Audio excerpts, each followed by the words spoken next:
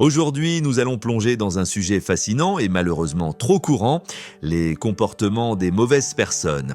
Avez-vous déjà ressenti que quelqu'un dans votre vie manipulait vos émotions, mentait constamment ou minimisait vos sentiments? Vous êtes au bon endroit. Dans cette vidéo, nous allons explorer en profondeur les 7 choses que font les mauvaises personnes lorsque vous les repérez. Nous allons examiner comment ces individus manipulent et contrôlent, mentent sans vergogne, critiquent sans cesse, exagèrent de leurs accomplissements, minimisent vos sentiments, ne respectent pas vos limites et se positionnent toujours comme des victimes. Avez-vous déjà été pris au piège par quelqu'un qui manipule constamment? Vous êtes-vous demandé pourquoi certaines personnes mentent sans arrêt? Comment pouvez-vous reconnaître ces comportements toxiques avant qu'ils n'affectent votre bien-être? Nous allons répondre à toutes ces questions et plus encore. Mais avant de commencer, assurez-vous de vous abonner à notre chaîne et d'activer la cloche de notification pour ne manquer aucune de nos futures vidéos. Et si vous trouvez cette vidéo utile, n'oubliez pas de liker et de partager avec vos amis pour les aider à se protéger des mauvaises influences. Alors préparez-vous à découvrir comment identifier et gérer les comportements toxiques autour de vous. C'est parti pour une plongée dans le monde des mauvaises personnes et comment vous pouvez les repérer et les éviter. Avez-vous déjà eu l'impression que quelqu'un dans votre vie cherchait constamment à vous manipuler et à contrôler vos actions? C'est l'un des comportements typiques des mauvaises personnes. La manipulation peut se manifester de diverses manières, allant des mensonges subtils aux jeux psychologiques complexes, et leur objectif principal est toujours de vous dominer ou de tirer avantage de vous. Les manipulateurs utilisent souvent des techniques telles que le gaslighting, où ils vous font douter de votre propre réalité, ou la culpabilisation, où ils vous font porter la responsabilité de leurs propres actions ou erreurs. Par exemple, ils pourraient dire des choses comme « Si tu ne m'avais pas mis en colère, je n'aurais jamais réagi ainsi », vous faisant croire que leurs mauvaises actions sont de votre faute. Pourquoi font-ils cela? Souvent, c'est une question de pouvoir et de contrôle. Ils ressentent le besoin de dominer les autres pour se sentir supérieurs ou pour obtenir ce qu'ils veulent, sans considération pour les sentiments ou les besoins des autres. Dans certaines situations, ces comportements peuvent être enracinés dans des troubles de la personnalité, comme le narcissisme, où l'individu a un besoin insatiable d'admiration et un manque de compassion pour les autres. Dans la vie quotidienne, vous pourriez observer ces comportements chez un collègue de travail qui prend constamment crédit pour vos idées, un partenaire romantique qui surveille et critique chacun de vos mouvements, ou même un ami qui vous manipule pour obtenir des faveurs ou du soutien émotionnel sans jamais rendre l'appareil. Par exemple, imaginez que vous ayez un projet important au travail et un collègue insiste pour aider, mais finit par présenter vos idées comme les siennes lors d'une réunion. Alors, comment pouvez-vous vous protéger contre ces manipulateurs? La première étape est la reconnaissance. Une fois que vous identifiez les signes de manipulation, il devient plus facile de prendre du recul et de ne pas tomber dans leur piège. Établissez des limites claires et fermes et ne laissez pas les autres les franchir sans conséquence. Il est également crucial de renforcer votre propre confiance en vous et votre sens de l'estime de soi, car les manipulateurs cherchent souvent à exploiter vos insécurités. Enfin, n'ayez pas peur de demander de l'aide ou de parler à quelqu'un en qui vous avez confiance. Si vous sentez que vous êtes pris dans une situation de manipulation, parler de vos expériences peut non seulement vous offrir un soutien émotionnel, mais aussi des perspectives et des conseils pratiques pour naviguer dans ces relations difficiles. En vous armant de connaissances et de soutien, vous pouvez résister à la manipulation et maintenir votre autonomie et votre bien-être. Vous êtes-vous déjà demandé pourquoi certaines personnes mentent de manière compulsive, même lorsque la vérité serait plus simple? Les mauvaises personnes ont souvent recours aux mensonges constants comme une stratégie pour obtenir ce qu'elles veulent, manipuler les situations à leur avantage ou simplement pour maintenir une façade qui leur est bénéfique. Pourquoi mentent-elles? Les motivations peuvent varier. Certains mentent pour éviter les conséquences de leurs actions, d'autres pour manipuler les perceptions des autres, et certains simplement par habitude ou pour se sentir plus puissants. Par exemple, un collègue de travail pourrait mentir sur ses compétences ou ses réalisations pour impressionner un supérieur et gravir les échelons plus rapidement. Dans une relation personnelle, une personne pourrait mentir sur son passé ou ses actions pour éviter des conflits ou pour apparaître sous un jour jour plus favorable. Ces mensonges peuvent être de différentes natures, des mensonges blancs apparemment inoffensifs aux tromperies flagrantes. Par exemple, imaginez un ami qui vous dit qu'il ne peut pas venir à votre fête parce qu'il est malade, mais vous découvrez plus tard qu'il est allé à une autre soirée. Ce genre de mensonge érode la confiance et crée des fractures dans les relations. Les mensonges constants peuvent également être un signe de troubles plus profonds, comme le trouble de la personnalité narcissique, où l'individu ressent le besoin de projeter une image de perfection et de succès à tout prix. Pour ces personnes, la vérité est malléable et secondaire par rapport à leur désir de contrôle et d'admiration. Dans la vie quotidienne, comment pouvez-vous identifier et gérer les menteurs chroniques ? Tout d'abord, soyez attentifs aux incohérences dans leurs histoires. Si quelqu'un change fréquemment de version ou si ses récits semblent trop beaux pour être vrais, c'est un signal d'alarme. Par exemple, si un collègue raconte différentes versions de la même histoire à différentes personnes, il est probable qu'il ne soit pas honnête. Ensuite, apprenez à faire confiance à votre instinct. Si quelque chose ne vous semble pas juste ou si vous avez un sentiment persistant de méfiance, explorez ces sentiments plus en profondeur, parlez directement à la personne concernée si cela est approprié ou recherchez des preuves pour corroborer leurs affirmations. Pour gérer ces individus, il est essentiel de maintenir des limites claires et de ne pas tolérer les comportements malhonnêtes. Confrontez-les avec les faits et ne vous laissez pas embobiner par leurs justifications ou excuses. Par exemple, si vous savez qu'un collègue a menti sur son travail, adressez calmement et professionnellement le problème avec des preuves à l'appui. En fin de compte, il est crucial de protéger votre intégrité et votre bien-être. Les menteurs constants peuvent créer un environnement toxique et stressant, que ce soit dans votre vie professionnelle ou personnelle. En reconnaissant les signes de mensonges compulsifs et en prenant des mesures pour vous en protéger, vous pouvez maintenir des relations plus honnêtes et plus saines et naviguer dans votre vie avec une plus grande clarté et confiance.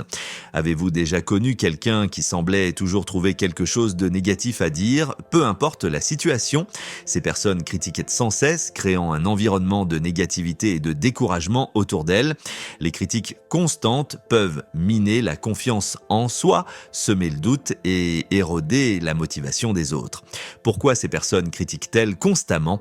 Souvent, les critiques incessantes, ça sont le reflet de leurs propres insécurités et de leur besoin de se sentir supérieurs en rabaissant les autres. En critiquant les autres, elles détournent l'attention de leurs propres défauts et faiblesses. Par exemple, un collègue qui critique toujours votre travail pourrait en réalité être jaloux de vos compétences ou se sentir menacé par votre succès. Ces critiques peuvent se manifester de manière subtile ou flagrante. Parfois, elles sont déguisées en conseils bien intentionnés, mais sont en réalité des attaques déguisées. Par exemple, une personne pourrait dire « Je pense que tu devrais vraiment travailler sur tes compétences de présentation. Ce n'était pas très bon. » tout en sachant que cela va miner votre confiance. Dans la vie quotidienne, ces critiques constantes peuvent venir de différentes sources. Un membre de la famille qui ne manque jamais une occasion de pointer vos erreurs, un ami qui commente toujours négativement vos choix de vie, ou un supérieur au travail qui ne semble jamais satisfait de vos efforts, peu importe leur qualité. Par exemple, imaginez un manager qui trouve toujours quelque chose à redire sur vos rapports, même lorsque vous avez suivi toutes ces directives à la lettre. Alors, comment pouvez-vous gérer ces critiques incessantes? La première étape est de reconnaître que ces critiques parlent souvent plus de la personne qui les émet que de vous. Comprendre que ces commentaires sont souvent le reflet de leurs propres insécurités peut vous aider à ne pas les prendre personnellement. Ensuite, il est important de maintenir des limites fermes. Si quelqu'un vous critique constamment de manière injuste ou non constructive, faites-lui savoir calmement mais fermement que vous n'appréciez pas ses commentaires. Par exemple, vous pourriez dire « J'apprécie les commentaires constructifs, mais les critiques constantes ne m'aident pas à m'améliorer. Pourrions-nous discuter de solutions plutôt que de problèmes? En outre, cherchez des moyens de renforcer votre propre estime de soi. Entourez-vous de personnes positives qui vous soutiennent et vous encouragent. Engagez-vous dans des activités qui vous passionnent et dans lesquelles vous excellez. Cela vous aidera à renforcer votre confiance en vous et à minimiser l'impact des critiques négatives. Enfin, n'hésitez pas à solliciter des retours d'autres personnes de confiance. Avoir une perspective équilibrée peut vous aider à évaluer la validité des critiques et à déterminer si elles sont fondées ou simplement le résultat de la négativité de l'autre personne. En gérant les critiques incessantes de manière proactive et en renforçant votre propre résilience émotionnelle, vous pouvez réduire leur impact sur votre bien-être et continuer à avancer avec confiance et détermination. Vous avez sans doute déjà rencontré quelqu'un qui semble toujours embellir ou exagérer ses réalisations. Ces personnes qui exagèrent constamment leurs accomplissements peuvent créer une image trompeuse de leur succès et de leurs capacités, ce qui peut être particulièrement frustrant et démoralisant pour ceux qui les entourent. Pourquoi ces personnes ressentent-elles le besoin d'exagérer leurs accomplissements ? Souvent, cela découle d'un besoin profond de validation et d'admiration. Elles peuvent se sentir insuffisantes ou avoir peur de ne pas être prises au sérieux et elles compensent en amplifiant leur réussite. Par exemple, un collègue pourrait dire qu'il a dirigé un projet important seul, alors qu'en réalité, il faisait partie d'une équipe. Cette tendance à l'exagération peut se manifester de plusieurs façons. Certains vont déformer légèrement la vérité en ajoutant des détails fictifs à leurs histoires.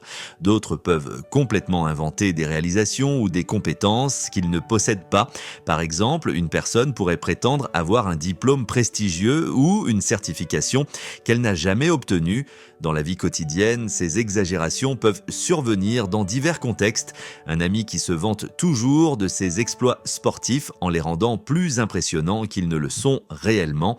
Un collègue qui revendique le mérite d'un projet auquel il a à peine contribué, ou même un membre de la famille qui amplifie constamment ses succès professionnels pour obtenir l'admiration des autres. Par exemple, imaginez un parent qui dit à tous ses amis qu'il a reçu une promotion importante alors qu'en réalité, il n'a reçu qu'une augmentation mineure. Comment pouvez-vous gérer ces comportements ? La première étape est de rester sceptique sans devenir cynique. Prenez ce que ces personnes disent avec un grain de sel et cherchez des preuves tangibles de leurs revendications avant de les accepter comme vérité. Par exemple, si un collègue revendique un grand succès, vous pouvez poliment demander des détails ou des preuves de ce qu'il avance. Ensuite, il est important de ne pas se comparer à ces personnes. Rappelez-vous que tout le monde a un parcours unique et que les exagérations des autres ne diminuent en rien vos propres réalisations. Concentrez-vous sur vos propres progrès et succès et soyez fiers de ce que vous avez accompli sans avoir besoin de les embellir. Il peut également être utile de confronter ces individus de manière constructive. Si quelqu'un exagère régulièrement ses accomplissements, vous pouvez lui faire savoir calmement que vous avez remarqué des incohérences. Par exemple, vous pourriez dire « J'ai entendu des versions différentes de cette histoire, pourrais-tu clarifier ce qui s'est réellement passé ?» En fin de compte, il est essentiel de cultiver un environnement de vérité et d'honnêteté, que ce soit au travail ou dans votre vie personnelle. Encouragez une communication ouverte et sincère où les réalisations de chacun sont reconnues sans être embellies. Par exemple, en milieu professionnel, vous pouvez promouvoir la transparence et l'honnêteté dans les évaluations de performance et les discussions d'équipe. En adoptant ces approches, vous pouvez non seulement gérer les exagérations des autres, mais aussi renforcer la valeur de la vérité et de l'intégrité dans vos interactions quotidiennes. Cela vous permettra de construire des relations plus authentiques et de créer un environnement où chacun peut se sentir valorisé pour ses vraies compétences et réalisations. Si vous avez trouvé cette vidéo utile, n'oubliez pas de cliquer sur le bouton « J'aime ». Votre soutien nous aide énormément et nous motive à créer encore plus de contenu de qualité. Avez-vous déjà ressenti que quelqu'un dans votre vie ne prend pas vos sentiments au sérieux ou les minimise constamment? Cette attitude peut être incroyablement frustrante et démoralisante. Les personnes qui minimisent vos sentiments agissent comme si vos émotions étaient exagérées, infondées ou sans importance, ce qui peut vous faire douter de vous-même et de la validité de vos expériences émotionnelles. Pourquoi ces personnes minimisent-elles les sentiments des autres? Souvent, c'est un mécanisme de défense pour éviter de traiter des émotions inconfortables, que ce soit les leurs ou celles des autres. En minimisant vos sentiments, elles peuvent se protéger de la vulnérabilité ou de la nécessité de fournir du soutien émotionnel. Par exemple, un parent pourrait dire à son enfant qui est triste après une dispute avec un ami « Ce n'est rien, tu exagères, passe à autre chose ». Cette minimisation peut se manifester sous diverses formes. Le rejet direct de vos émotions, tu n'as pas de raison d'être si contrarié, le détournement du sujet pour parler de quelque chose de plus léger, ou encore la comparaison de vos sentiments à des situations qui semblent plus graves pour rendre vos émotions moins importantes.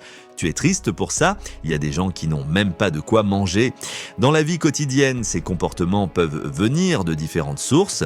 Un ami qui ignore vos préoccupations en les qualifiant de triviales, un partenaire qui vous dit que vous êtes trop sensible chaque fois que vous exprimez votre tristesse ou frustration, ou un collègue qui balaye vos inquiétudes en disant que vous dramatisez.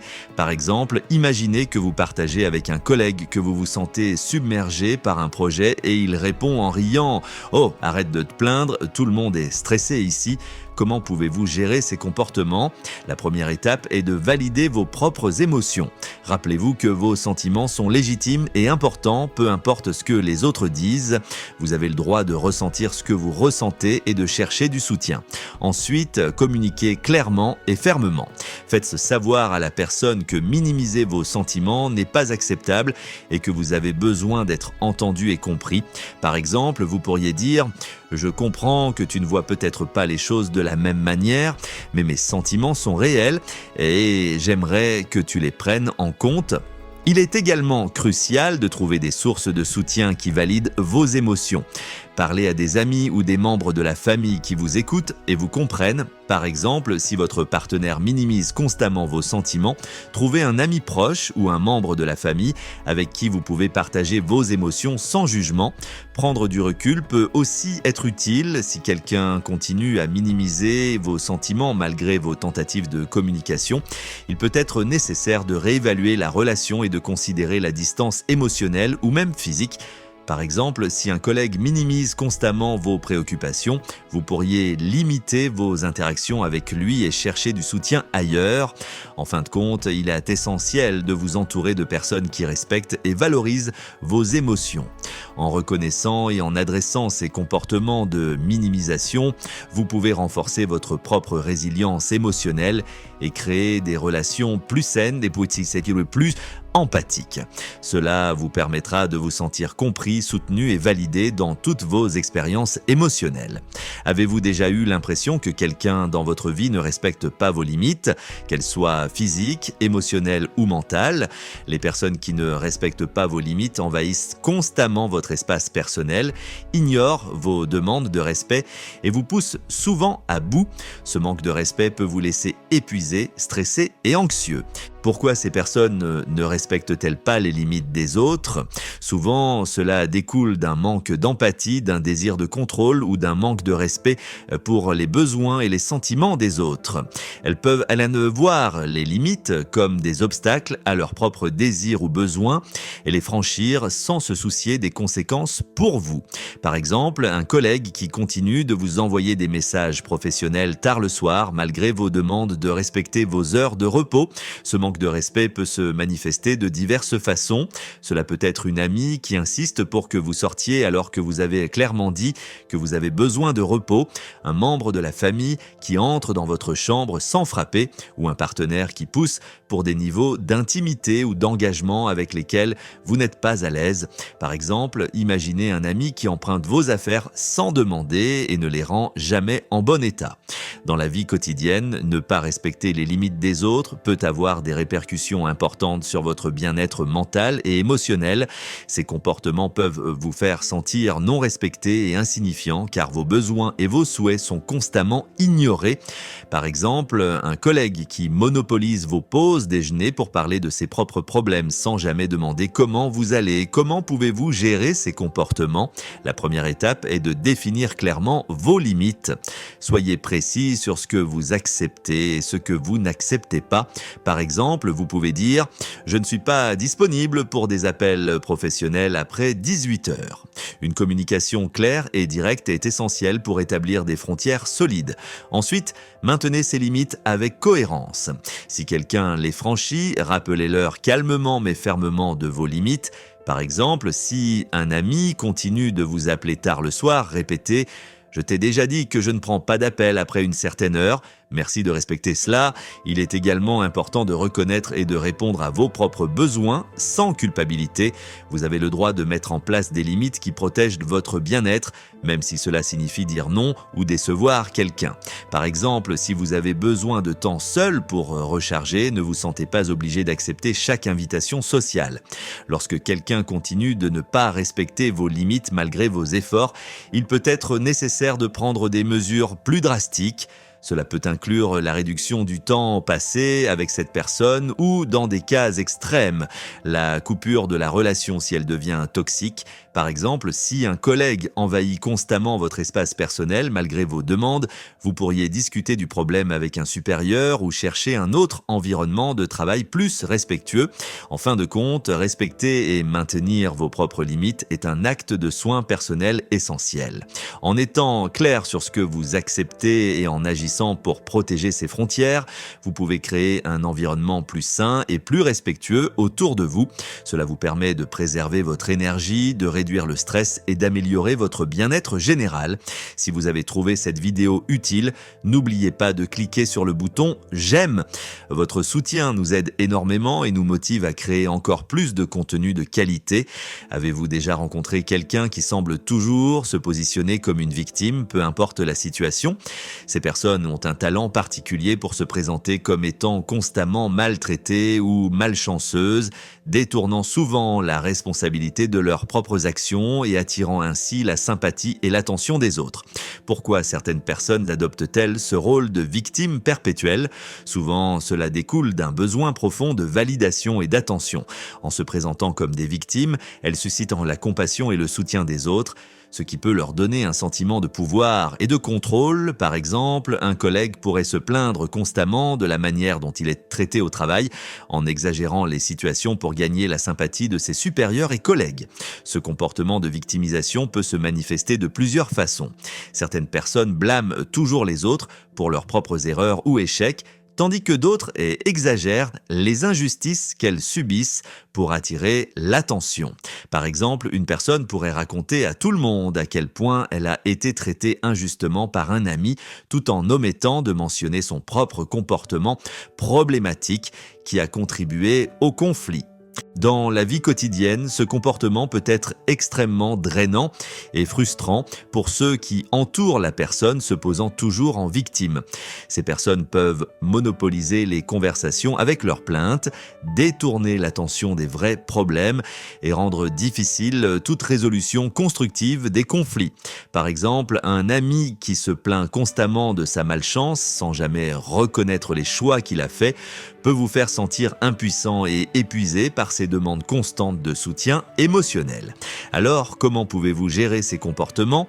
La première étape est de reconnaître la dynamique, comprendre que la personne utilise le rôle de victime pour obtenir de l'attention et éviter la responsabilité peut vous aider à ne pas être entraîné dans son drame. Soyez empathique, mais gardez vos propres limites claires. Ensuite, encouragez la responsabilité personnelle. Lorsque la personne se plaint, essayez de rediriger la conversation vers des solutions plutôt que de simplement fournir une validation. Par exemple, si un collègue se plaint de toujours être ignoré par le manager, vous pouvez lui demander « Quelles actions as-tu prises pour te faire remarquer positivement ?» Il est également important de maintenir une certaine distance émotionnelle. Vous pouvez offrir du soutien sans vous laisser épuiser émotionnellement. Écoutez la personne, mais ne vous sentez pas obligé de résoudre tous ses problèmes ou de valider tous ses ressentiments. Par exemple, écoutez un ami se plaindre, mais ne vous engagez pas dans des discussions interminables qui n'aboutissent à aucune solution. Enfin, n'ayez pas peur de fixer des limites fermes. Si quelqu'un continue à adopter un comportement de victime malgré vos efforts pour l'encourager à prendre ses responsabilités, il peut être nécessaire de limiter votre interaction avec cette personne. Par exemple, si un membre de la famille se plaint constamment de sa situation sans jamais essayer de l'améliorer, vous pourriez décider de limiter les conversations à des sujets moins émotionnellement chargés. En gérant de manière proactive les comportements de victimisation, vous pouvez protéger votre propre bien-être émotionnel tout en encourageant les autres à adopter une attitude plus responsable et proactive. En fin de compte, il est crucial de se rappeler que vous n'êtes pas responsable des sentiments et des actions des autres et que vous méritez des relations basées sur le respect mutuel et l'honnêteté. Merci d'avoir regardé cette vidéo sur les comportements des mauvaises personnes et comment les repérer. Nous espérons que vous avez trouvé ces informations utiles et que vous vous sentez mieux équipé pour naviguer dans les relations difficiles et protéger votre bien-être. Si vous avez aimé cette vidéo, n'oubliez pas de cliquer sur le bouton j'aime et de vous abonner à notre chaîne pour ne manquer aucun de nos futurs contenus. Activez également la cloche de notification pour être informé dès que nous publions une nouvelle vidéo. Nous adorons entendre vos retours, alors laissez un commentaire ci-dessous et partagez vos expériences avec nous. Avez-vous déjà rencontré des personnes qui manipulent, mentent ou minimisent vos sentiments? Comment avez-vous géré ces situations? Vos histoires et vos conseils peuvent aider notre communauté à grandir et à apprendre ensemble. Enfin, partagez cette vidéo avec vos amis et votre famille pour les aider à reconnaître ces comportements et à se protéger des influences toxiques. Plus nous partageons ces connaissances, plus nous pouvons créer un environnement sain et positif pour nous tous. Merci encore de votre soutien et à bientôt pour une nouvelle vidéo. Restez vigilants et prenez soin de vous.